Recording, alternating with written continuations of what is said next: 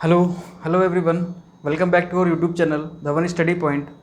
तो हम पढ़ रहे हैं कोऑर्डिनेशन केमिस्ट्री, और कोऑर्डिनेशन केमिस्ट्री में आज हम पढ़ने जा रहे हैं लेक्चर नंबर 5।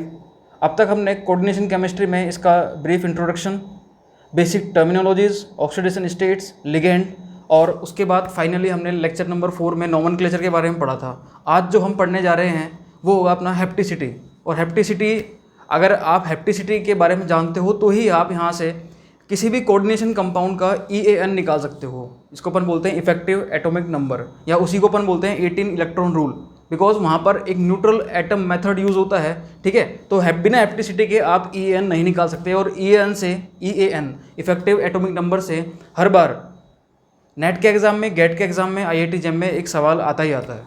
ठीक है, तो हमें ये सीखना बहुत ज़रूरी है। EAN आज हम सीखेंगे।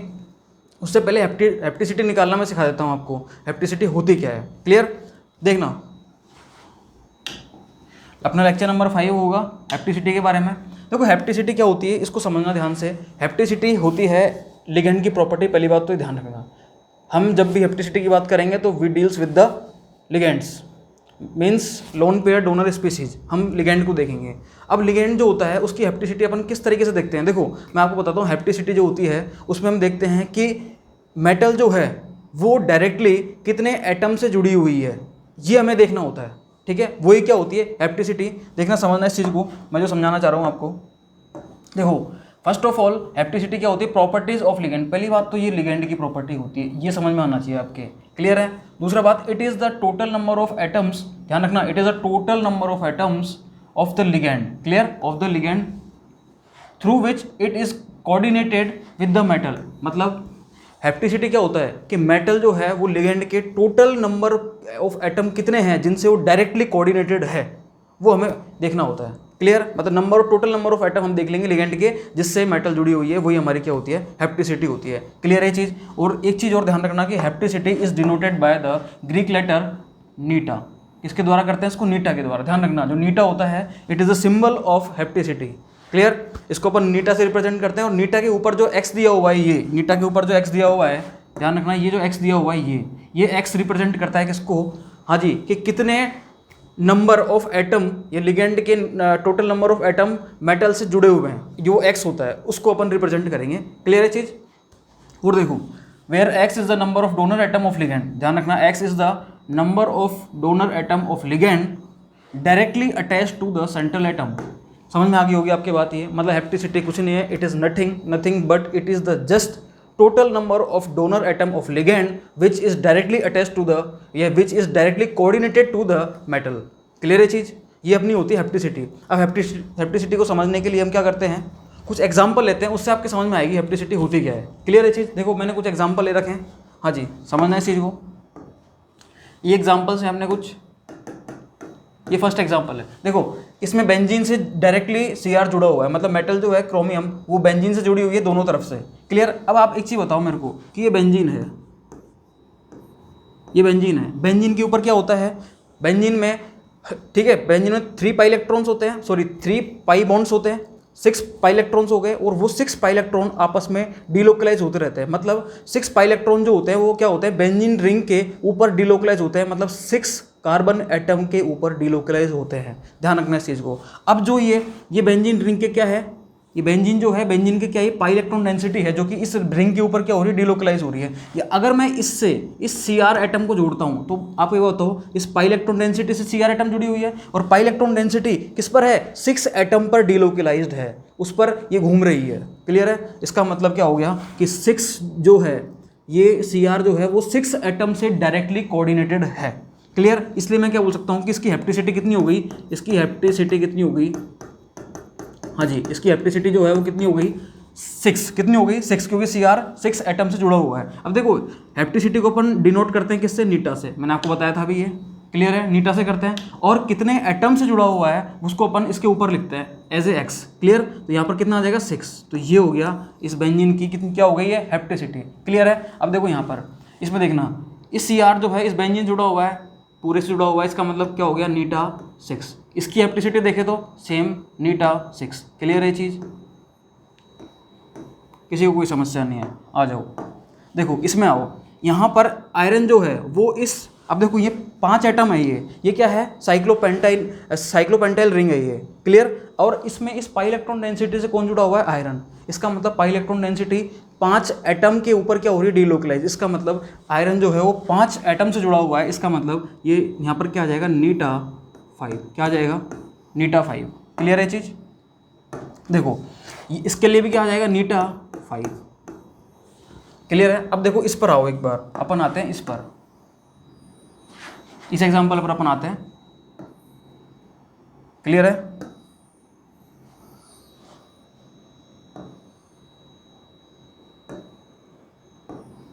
समझना इसको ध्यान से। अब देखो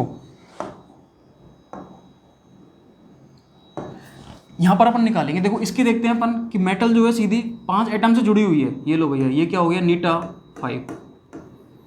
क्लियर। इसको देखते हैं। अब देखो मेटल जो है उस इलेक्ट्रॉन डेंसिटी से जुड़ी हुई है जो कि 3 एटम्स के ऊपर डिलोकलाइज्ड है। क्लियर है चीज़। देखो इधर मतलब एक एटम ये रहा, एक एटम ये रहा और एक एटम ये रहा, मतलब 3 के ऊपर क्या है, ये पाई इलेक्ट्रॉन डेंसिटी डिलोकलाइज। इसका मतलब यहाँ पर क्या आएगा, नीटा 3। ध्यान रखना यहाँ नीटा 5 नहीं कर सकते क्योंकि 5 एटम से जुड़ी हुई नहीं है। इसके लिए देखो 5 से जुड़ी हुई है, बिल्कुल नीटा 5। क्लियर। इसके लिए देखते हैं अपन, बिल्कुल 6 से जुड़ी हुई है, नीटा 6। इसके लिए देखते हैं 3 एटम से जुड़ा हुआ है, मतलब ये इलेक्ट्रॉन डेंसिटी जो है वो तीनों से अटैच्ड है। इसका मतलब क्या हो गया, नीटा, हाँ जी, 3। इसके लिए देखो ये जो मेटल है वो केवल एक कार्बन एटम से जुड़ी हुई है। कि किससे जुड़ी हुई है, अपन ने बोला था कि total number of donor atom of ligand which is directly coordinated to the metal. Clear. तो देखो यहाँ पर ये जो मेटल है केवल एक एटम से जुड़ी हुई है लिगेंड के। इसका मतलब क्या हो गया, यहाँ पर इसके लिए अपन बोलेंगे नीटा 1। इसके लिए देखते हैं तो अपन देखो 1 2 3 4 मतलब नीटा 4। इसके लिए देखते हैं तो नीटा 6। ये लो भैया, ये हो गया। और एग्जांपल देखते हैं। तो ये आपके समझ में आया, ये तो मैंने बताया रिंग के लिए, ठीक है। अब देखो ये एग्जांपल, इनको आप खुद सोल्व करके देखना एक बार, ठीक है। पहले इसको वीडियो को पॉज करना और आप खुद सोल्व करके देखना। अब मैं बताता हूँ आपको। देखो ये मेटल जो है, ये मेटल जो इसका देखना, अब ये मेटल इस लिगेंड से केवल एक कार्बन एटम से जुड़ी हुई है, ठीक है। तो इसके लिए कितना आ जाएगा, इसके लिए कितना आ जाएगा, नीटा 1। क्लियर है चीज़। इधर आओ, मेटल जो है देखो O2 है, अगर ये O2 दिया हुआ है आपको खोल के, तो इसमें देखो मेटल को केवल एक ऑक्सीजन से जुड़ा हुआ है, केवल एक ऑक्सीजन। इसके लिए कितना आ जाएगा, नीटा 1। यहाँ पर देखो मेटल उस पाई इलेक्ट्रॉन डेंसिटी से जुड़ी हुई है जो कि 2 ऑक्सीजन एटम जुड़ा हुआ है। इसका मतलब यहाँ पर कितना हो जाएगा, नीटा 2। डेफिनेशन को समझना बहुत ध्यान से। Hapticity is nothing but it is the just total number of donor atom of ligand which is directly coordinated to the metal. ये होता है हेप्टिसिटी। मतलब टोटल नंबर देखने आपको लिगेंड के, टोटल नंबर ऑफ एटम देखने आपको लिगेंड के जो कि मेटल से डायरेक्टली अटैच्ड है, ठीक है। वही अपनी क्या होती है, हेप्टिसिटी। इधर देखो मेटल जो है इस ऑक्सीजन जुड़ा हुआ है, मेटल जो है इस ऑक्सीजन जुड़ा हुआ है। इसका मतलब एक मेटल 2 ऑक्सीजन से जुड़ा हुआ है। ये लो भैया, नीटा 2, नीटा 2। इधर देखो एक कार्बन से जुड़ा हुआ है, नीटा 1। इधर आ जाओ, इधर देखना भैया, मेटल जो है, मेटल ये किससे जुड़ा हुआ है, अपन यहाँ से स्टार्ट करते हैं। मेटल जो है सिलिकॉन से जुड़ा हुआ है भैया, नीटा 1, एक एटम जुड़ा हुआ है। इधर देखो मेटल जो है एक कार्बन जुड़ा हुआ है, नीटा 1। इधर देखना मेटल जो है इस कार्बन से जुड़ा हुआ है। अब इसका डबल बॉन्ड देख के आप यूँ मत कर देना कि भैया 2, नहीं भैया एक ही एटम से जुड़ा हुआ। अपन को तो एटम देखना ना। हाँ, अगर अपन CH2 पर चार्ज देखते, अगर अपन CH2 पर क्या देखते, चार्ज, तो चार्ज कितना आता है यहाँ पर, -2 आता। क्या आता, -2। क्लियर है चीज़। हाँ जी। तो अपन यहाँ पर क्या आ जाएगा, नीटा 1। क्यों आएगा नीटा 1, क्योंकि केवल एक एटम से जुड़ा हुआ है। मेटल जो है यहाँ पर भी केवल एक एटम से जुड़ा हुआ है, तो नीटा 1। इधर देखते हैं एक एटम से, नीटा 1। हाँ जी। इधर देखते हैं अपन, ये ट्रिपल बॉन्ड है, लेकिन ट्रिपल बॉन्ड आपको तो एटम देखना है ना, आपको तो क्या देखना है, एटम 1 और 2। इसका मतलब नीटा 2। सही है, 2 एटम हो गए यहाँ पर। इधर आ जाओ। अब देखो एक मेटल जो है 2 से जुड़ी हुई है, ये मेटल जो है ये 2 से जुड़ी हुई है, इसलिए यहाँ पर क्या आ जाएगा, इस मेटल के लिए तो आ जाएगा, हाँ जी, ये मेटल 2 एटम जुड़ी हुई है, ये मेटल भी 2 एटम से, हर एक मेटल 2 एटम जुड़ी हुई है, इसलिए क्या आ जाएगा, नीटा 2। क्लियर है। इधर अब इसमें आ जाओ, देखो इसको समझना ध्यान से। ये मेटल जो है इस पाई इलेक्ट्रॉन डेंसिटी जुड़ी हुई है और ये पाई इलेक्ट्रॉन डेंसिटी जो है ये खुद 3 एटम से जुड़ी हुई है, तो क्या हो गया, नीटा 3। क्लियर। इसको देखो 4, इधर देखना 1 2 3 4 5 एटम हो गए, तो नीटा 5। इधर देखना 1 2 3 4 5 कितने हो गए, लेकिन अब 5 नहीं बोलेंगे क्योंकि पाई इलेक्ट्रॉन डेंसिटी थोड़ी जुड़ा हुआ है इसकी तरह, ये तो पाई इलेक्ट्रॉन डेंसिटी से जुड़ा हुआ था, और वो पाई इलेक्ट्रॉन डेंसिटी 5 एटम से जुड़ी हुई थी, इसलिए नीटा 5 था। यहाँ पर देखते हैं डायरेक्टली तो केवल इसी एटम से अटैच है, इसलिए क्या हो जाएगा, केवल नीटा 1। क्लियर, इधर आ जाओ। पीटी जो है पाई इलेक्ट्रॉन डेंसिटी जुड़ी हुई है, बट वो पाई इलेक्ट्रॉन डेंसिटी 2 एटम से जुड़ा हुआ है, इसलिए क्या बोलेंगे इस पीटी के लिए, नीटा 2। तो ये इसकी हैप्टिसिटी हो गई। क्लियर है चीज़? हाँ जी, किसी कोई समस्या नहीं है। अब अपन चलते हैं आगे।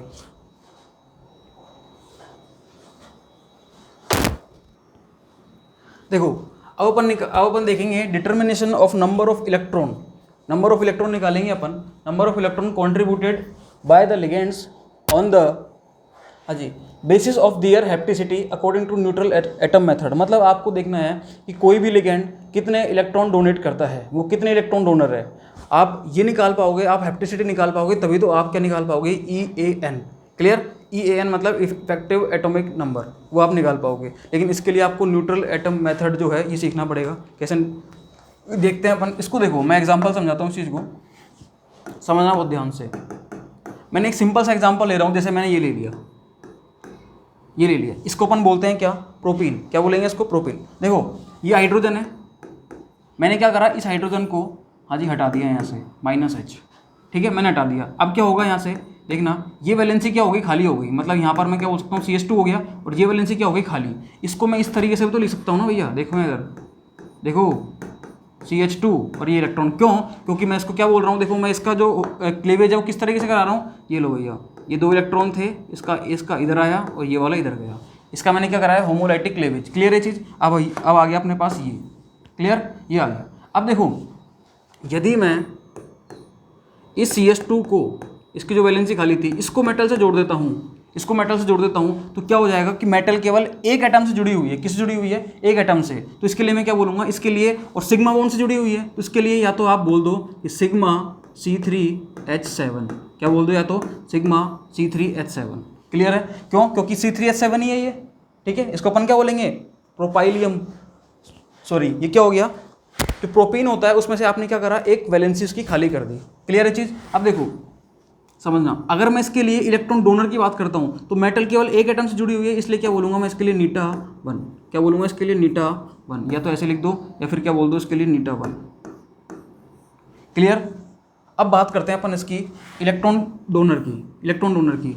मेटल से, समझना इस चीज़ को, मेटल से लिगेंड जितने एटम से जुड़ा हुआ होता है, मेटल से लिगेंड जितने एटम से जुड़ा हुआ होता है, वो उतना ही क्या हो जाता है, इलेक्ट्रॉन डोनर हो जाता है। क्या हो जाता है, उतना ही इलेक्ट्रॉन डोनर हो जाता है। जैसे कि यहाँ पर देखते हैं मेटल जो है इससे एक से जुड़ा हुआ है, तो हम क्या बोलेंगे, 1 इलेक्ट्रॉन डोनर। मतलब यहाँ पर जो ये है, ये क्या हो गया, 1 इलेक्ट्रॉन डोनर हो गया। क्लियर है चीज़? अब आओ आगे, मैं क्या करता हूँ, इस इलेक्ट्रॉन को यहाँ पर मैं डीलोकलाइज करा देता हूँ। अभी तक मैंने इस इलेक्ट्रॉन को, देखो यहाँ से जब मैंने जोड़ा था तो मैंने इस इलेक्ट्रॉन को डीलोकलाइज नहीं कराया था इसके ऊपर, ठीक है, इस पूरे पाई इलेक्ट्रॉन के ऊपर। ये जो पूरा अपने 3 एटम है, इन 3 एटम के ऊपर मैंने इसको डीलोकलाइज नहीं कराया था, मैंने इस इलेक्ट्रॉन को यहीं रखा था और मेटल से अटैच करा दिया। अब मैं क्या करा रहा हूँ, इस इलेक्ट्रॉन को इन तीनों कार्बन एटम के ऊपर क्या करा रहा हूँ, डीलोकलाइज करा रहा हूँ। ये लो भैया, कितने एटम है, 3, 1 2 3। क्लियर है? और मैंने इसका करा, इस इलेक्ट्रॉन को मैंने यहाँ पर डीलोकलाइज करा दिया, और अब इस डीलोकलाइज पाई इलेक्ट्रॉन डेंसिटी से मैं इस मेटल को जोड़ता हूँ। अब मैं इसको जोड़ूंगा तो क्या हो जाएगा, यहाँ पर देखो, यहाँ पर अब क्या हो जाएगा, मेटल 3 कार्बन से जुड़ गई है भैया, अभी मैंने सिखाया था आपको। तो इसके लिए जो मैं चीज़ यूज़ करूँगा वो मैं करूँगा नीटा 3। इसके लिए क्या यूज़ करूँगा मैं, नीटा 3, क्योंकि 3 एटम से जुड़ा हुआ है अभी। क्लियर है चीज़? अब देखना कितने जुड़ा हुआ है, 3 से, तो ये क्या हो गया, 3 इलेक्ट्रॉन डोनर। क्या हो गया ये, 3 इलेक्ट्रॉन डोनर। ये भी आपके समझ में आना चाहिए, ठीक है। ये 1 इलेक्ट्रॉन डोनर था, अगर ऐसे जुड़ता है तो, ऐसे जुड़ता है तो ये क्या हो गया, 3 इलेक्ट्रॉन डोनर हो गया ये, ठीक है। अब एक चीज़ समझना, यहाँ पर जब भी कोई लिगेंड अपनी पूरी की पूरी हैप्टिसिटी यूज़ कर लेता है, कंप्लीट हैप्टिसिटी वो यूज़ करता है मेटल के साथ बॉन्डिंग में या मेटल के साथ कोऑर्डिनेट होने में, तो उस केस में आप पाई यूज़ कर सकते हो। क्या यूज़ कर सकते हो, पाई। जैसे मैंने यहाँ पर मैंने सिग्मा यूज़ किया था, यहाँ पर मैं क्या कर सकता हूँ, पाई, हाँ जी, C3H7। ये लो, समझना इस चीज़ को आप ध्यान से। अगर वो केवल सिग्मा बॉन्ड से जुड़ा हुआ है तो आप सिग्मा कर लो, ठीक है। और अगर वो टोटल हैप्टिसिटी को यूज़ में लेते हुए आप बॉन्डिंग कर रहा है मेटल के साथ, तो आप क्या करोगे, पाई वर्ड भी यूज़ ले सकते हो यहाँ पर। क्लियर है चीज़? हाँ जी। अब मैं आगे चलता हूँ, देखो आगे चलता हूँ। अब मैं एक बहुत अच्छा एग्जाम्पल लेता हूँ, जैसे ये ले लिया मैंने, हाँ जी, देखो ये ले लिया मैंने। अब मैं क्या करता हूँ, इसमें से वही एक होमोलाइटिक क्लीवेज कराया मैंने यहाँ से, और ये बना दिया CH2 और इसकी वैलेंसी निकाल दी। या फिर मैं इसको और क्या बोल सकता हूँ, या फिर मैं इसको ऐसे लिख सकता हूँ, ये लो भैया ये इलेक्ट्रॉन आ गया। अब देखो यदि मैं क्या करता हूँ, इसको डायरेक्ट मेटल से मैं अटैच करा देता हूँ, तो इस केस में क्या हो जाएगा, समझना इसको ध्यान से। देखो इसको मैंने अटैच करा दिया, तो अब इस केस में मैं इसको बोल सकता हूँ सिग्मा, हाँ जी कितने एटम हो गए यहाँ पर, C5, हाँ जी C5H7, कितने हो गए C5H7, इसको ये बोल सकता हूँ मैं। या फिर उसको और क्या बोल सकता हूँ मैं यहाँ पर, हाँ जी देखना इधर नीटा1 C5H7, मतलब इसके लिए मैं जो वर्ड यूज़ करूँगा वो क्या करूँगा, नीटा1। क्यों, क्योंकि मेटल को मैंने केवल एक एटम से जुड़ा हुआ है। और आगे मैं क्या करता हूँ, इस इलेक्ट्रॉन को मैं केवल इस पाई इलेक्ट्रॉन के साथ डिलोकलाइज करा रहा हूँ। देखो देखना, ये लो, इसको मैंने क्या करा, ये इसको आप ऐसे देखना, हाँ जी ये लो, और इसके साथ मैंने क्या करा दिया, इसको डिलोकलाइज करा दिया। अब यदि मैं इस पाई इलेक्ट्रॉन डेंसिटी को इस मेटल के साथ जोड़ता हूँ, तो इस केस में क्या हो जाएगा भैया, ये हो जाएगा नीटा3, क्योंकि मेटल अब कितने एटम जुड़ गई, 3 एटम से, तो ये नीटा3 C5H7, समझ में आ गया होगा आपके। और यदि मैं क्या करता हूँ, इसको इस तरीके से मैं इस पाई इलेक्ट्रॉन के साथ डिलोकलाइज करा देता हूँ, मतलब सारे इलेक्ट्रॉन इसने क्या कर दिए, डिलोकलाइज हो गए, और ये मेटल के साथ मैंने इसको जोड़ दिया। और अब इस केस में क्या हो जाएगा, ये नीटा5 हो जाएगा। कितना हो जाएगा, कोई 5 एटम से जुड़ गया, नीटा5 C5H7। और अभी मैंने आपको एक बात बताई थी कि जब भी कोई लिगेंड अपनी कंप्लीट हेप्टिसिटी को यूज़ ले लेता है तो हम उसके लिए पाई वर्ड भी यूज़ करते हैं, मतलब पाई लेटर भी मतलब इसी को अपन क्या बोल सकते हैं, और पाई C5H7। क्लियर है चीज़, समझ में आ गई होगी आपके। अब बात करते हैं इलेक्ट्रॉन डोनर की। देखो ये यहाँ पर ये केवल एक एटम से जुड़ा हुआ था, इसलिए ये क्या हो जाएगा, हाँ जी ये हो जाएगा ये हो जाएगा अपना 1 इलेक्ट्रॉन डोनर। ये क्या हो जाएगा अपना 1 इलेक्ट्रॉन डोनर। इसकी बात करते हैं तो ये कितना हो जाएगा 3 इलेक्ट्रॉन डोनर। और यदि इसकी बात करते हैं हम तो ये हो जाएगा अपना 5 इलेक्ट्रॉन डोनर। मतलब जितने एटम से जुड़ा हुआ होता है वो उतने ही इलेक्ट्रॉन डोनर स्पीसीज हो जाती है। क्लियर है चीज़। देखो मैं और अच्छे एग्जांपल ले रहा हूँ आपके सामने। जैसे मैंने लिया ये, समझना देखो ध्यान से बहुत। जैसे मैंने लिया ये, इसके बारे में आप सभी जानते हो। इसे ये हाइड्रोजन है, इस हाइड्रोजन को मैंने हटाया यहाँ से, ठीक है, इसको मैंने हटा दिया और यहाँ पर मैंने ला दिया प्लस चार्ज। क्लियर, इस पर मैंने क्या ला दिया प्लस चार्ज। या फिर मैं और क्या कर सकता हूँ, इस हाइड्रोजन को यदि मैं हटाता हूँ रेडिकल की फॉर्म में, इस हाइड्रोजन को यदि मैं हटाता हूँ रेडिकल की फॉर्म में, तो यहाँ पर वैलेंसी हो जाएगी क्रिएट, और वैलेंसी हो सकती है। या फिर हम क्या बोल सकते हैं, यहाँ पर एक फ्री रेडिकल आ गया। क्लियर है, क्या आ गया फ्री रेडिकल। अब यदि मैं इसको देखो, यदि मैं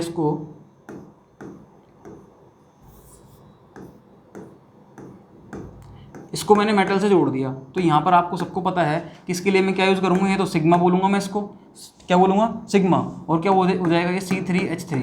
या फिर मैं इसको बोल सकता हूँ नीटा1 C3H3। क्लियर है चीज़, कोई दिक्कत नहीं है इसमें। और ये हो जाता है अपना 1 इलेक्ट्रॉन डोनर। ये क्या हो जाएगा अपना 1 इलेक्ट्रॉन डोनर। अब मैं आगे बढ़ता हूँ, आगे बढ़ के मैं क्या करता हूँ इसमें, इसको हाँ जी पूरे इलेक्ट्रॉन डेंसिटी जो है इस डबल बॉन्ड के साथ इसको रेजोनेंस में इन्वॉल्व करके पूरे पे डिलोकलाइज कराता हूँ तीनों एटम्स के ऊपर। और इससे यदि मैं इस मेटल को जोड़ता हूँ तो अब क्या हो जाएगा, ये हो जाएगा अपना नीटा3 C3H3। और मैंने आपको बताया था कि टोटल हेप्टिसिटी जब यूज़ में आती है तो आप पाई भी यूज़ कर सकते हो, मतलब पाई, और क्या बोल सकते हैं इसको, पाई C3, हाँ जी C3H3। क्लियर है चीज़। और ये हो जाएगा अपना 3 इलेक्ट्रॉन डोनर। क्लियर है चीज़। अब और आगे देखो, यदि मैं इसको लेता हूँ यहाँ से, ये यहाँ से यदि मैंने इस हाइड्रोजन को हटाया, इस हाइड्रोजन को हटा के अपने पास क्या बनेगा, ये बनेगा अपने पास, ठीक है, ये वैलेंसी आ जाएगी। अब यदि मैं क्या करता हूँ इसको यहाँ से, हाँ जी देखना, मेटल को मैंने इसके साथ जोड़ दिया। मेटल को जोड़ने के बाद तो यहाँ पर क्या हो जाएगा, इसको बोल सकते हैं अपन नीटा1 हाँ जी C5H5। क्लियर। या फिर मैं क्या बोल सकता हूँ उसको सिग्मा C5H5। अब समझते जाना बिल्कुल, अब तो ये आप भी कर सकते हो इस चीज़ को तो। और ये हो जाएगा अपना क्या 1 इलेक्ट्रॉन डोनर। और क्यों होगा 1 इलेक्ट्रॉन डोनर, आपको सबको पता है अच्छे से, ठीक है, क्योंकि मेटल एक एटम से जुड़ा हुआ है। क्लियर। आओ अब मैं क्या करता हूँ, इसको मैंने क्या करा, इस इलेक्ट्रॉन को मैंने इसके साथ डीलोकलाइज करा दिया, किसके साथ, केवल एक पाई बॉन्ड के साथ। क्लियर है चीज़, एक पाई बॉन्ड के साथ। तो ये तो रहा एज इट इज़, और ये ऐसे डीलोकलाइज हो गया। अब यदि मैं इस मेटल के साथ जोड़ता हूँ इसको, तो ये हो जाएगा अपना नीटा3, हाँ जी, C5H5। क्लियर, और ये हो जाएगा अपना 3 इलेक्ट्रॉन डोनर। फिर मैंने क्या करा, इसको पूरी की पूरी पाई इलेक्ट्रॉन डेंसिटी इसके साथ मैंने इसको डीलोकलाइज करा दिया, और ये हो गया। और फिर मैंने इस मेटल को यदि मैं इसके साथ अटैच करता हूँ, तो ये हो जाएगा अपना नीटा5C5H5। और इसी को मैं क्या लिख सकता हूँ, पाई, क्योंकि इसने अपनी कंप्लीट हैप्टिसिटी को यूज़ में ले लिया। लो भैया, पाई C5H5, और इसको बोल सकते हैं अपन 5 इलेक्ट्रॉन डोनर। हाँ जी, किसी को कोई समस्या नहीं होनी चाहिए इसमें, सही है। अब ऐसे ही आप कुछ एग्जाम्पल आप सोल्व करोगे। लो भैया, ये एग्जाम्पल आपको सोल्व करना है। जैसे मैंने आप बताओगे इसमें कि कितनी तरीके से अपन हैप्टिसिटीज़ की यूज़ कर सकते हैं। ये लो, इसका आप बताना एक तो। क्लियर है, सही है। और आप एक ये यूज़ करना, बेंजीन ले लेना एक आप, बेंजीन में बताना कि बेंजीन में अपन कैसे कैसे हैप्टिसिटी को यूज़ करते हैं। क्लियर, आप यही देखना कि इसमें आप कैसे कैसे हैप्टिसिटी को यूज़ करते हैं। ठीक है, आप इसमें बताना। क्लियर है चीज़, इसमें बता दोगे आप। और भी कोई एग्जांपल हो तो आप ले लेना उन चीज़ों को। तो ये थी अपनी हैप्टिसिटी। तो हैप्टिसिटी के बारे में आपको सबको समझ में आ गया होगा। हैप्टिसिटी क्या होती है? Hapticity is nothing but it is the just total number of donor atom of ligand which is directly coordinated with the metal. Clear, ये होती है अपनी हैप्टिसिटी। आपको कुछ नहीं करना, आपको बस देखना क्या है कि मेटल जो है वो कितने टोटल नंबर ऑफ एटम से जुड़ी हुई है लिगैंड के। क्लियर, कुछ भी बोले जैसे यहाँ, अब ये देखो इसमें देखते हैं अपन बेंजीन, जैसे मैंने बेंजीन बना दिया। अब आपको डायरेक्ट देखना है, अगर मैं मेटल को इसके साथ अटैच करता हूँ तो क्या हो जाएगा, नीटा2। अगर मैं इन दोनों पाई बॉन्ड के साथ अटैच करता हूँ इसको, जैसे कि मैंने क्या करा, इनको डीलोकलाइज करा दिया और फिर इसके साथ मैंने कराया, तो क्या हो जाएगा, नीटा4। क्लियर, और यदि मैं इसको क्या करता हूँ, यदि मैं सबके साथ ही करा देता हूँ इसको,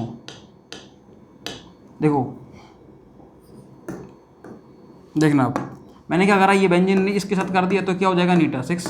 सिंपल। वैसे यहाँ पर देखो, अगर ये इसके साथ होता है केवल हाइड्रोजन हटाओ, यहाँ जुड़ गया तो नीटा1। इन तीनों के साथ होता है तो नीटा3। इनके पांचों के साथ हो गया नीटा5, और सब पूरे के साथ होता है तो नीटा7। क्लियर, बेंजीन में भी वही, इसमें भी वही। तो ये सब चीज़ें आपके समझ में आनी चाहिए। ये होती है अपनी हैप्टिसिटी। नेक्स्ट लेक्चर में अपन पढ़ेंगे हैप्टिसिटी के बाद EAN को निकालना, कि EAN कैसे निकालते हैं अपन, effective atomic number. Clear, by the neutral atom method. तो ये अपना आज का लेक्चर था। इसमें किसी को कोई समस्या हो तो बताना, किसी भी तरह की प्रॉब्लम हो तो उसके बारे में आप ज़रूर बताएं। क्लियर, इसको स्लाइड देखने एक बार देख लें सारी स्लाइड्स के बारे में।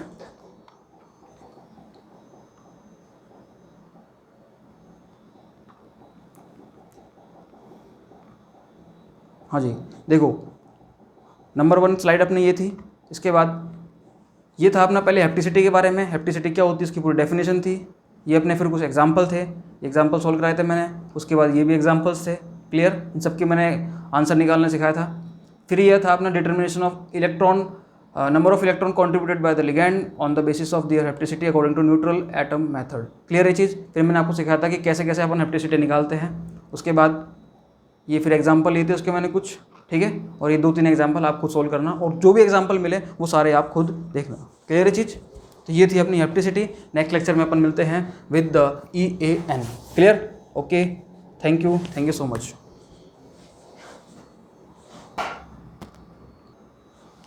ओके, यहीं पर मैं आपको एक बात और बताना चाहता हूँ कि कुछ दिनों बाद हम एक आपके जो भाई बहन हैं या कोई आपके बच्चे हों, आपके आस पड़ोस में जो भी हैं, तो हम क्या कर रहे हैं कि केमिस्ट्री का 12th का बैच और 11th का बैच वो हम स्टार्ट करेंगे, हिंदी मीडियम इंग्लिश मीडियम दोनों के लिए।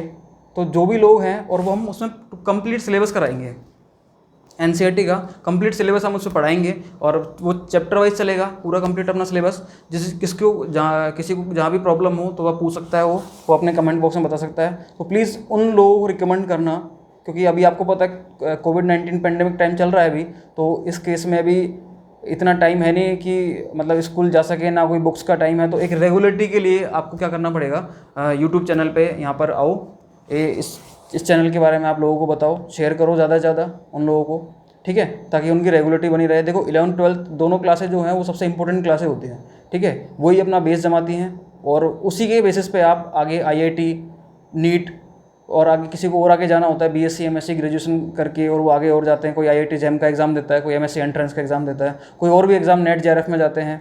जैसे मैंने BSc MSc NET JRF GATE वगैरह आईआईटी जैम ये सारे एग्ज़ाम मैंने क्लियर किए हुए हैं। ठीक है, मैं केमिस्ट्री से हूँ प्योर, तो किसी को अगर कोई प्रॉब्लम हो तो वो बताए। और 11th-12th बहुत बेस है, तो इसलिए जो भी स्टूडेंट्स 11th-12th पढ़ना चाहते हैं, आरबीएसई बोर्ड से हैं, सीबीएसई बोर्ड से हैं, तो मैं एनसीईआरटी यहाँ पर कंप्लीट पढ़ाऊँगा। तो उन लोगों को बताना कि यहाँ पर हम जल्दी से जल्दी 12th क्लास स्टार्ट करने जा रहे हैं, हिंदी मीडियम और इंग्लिश मीडियम दोनों में। ठीक है, तो प्लीज़ शेयर करें ज़्यादा से ज़्यादा। Okay, thank you so much.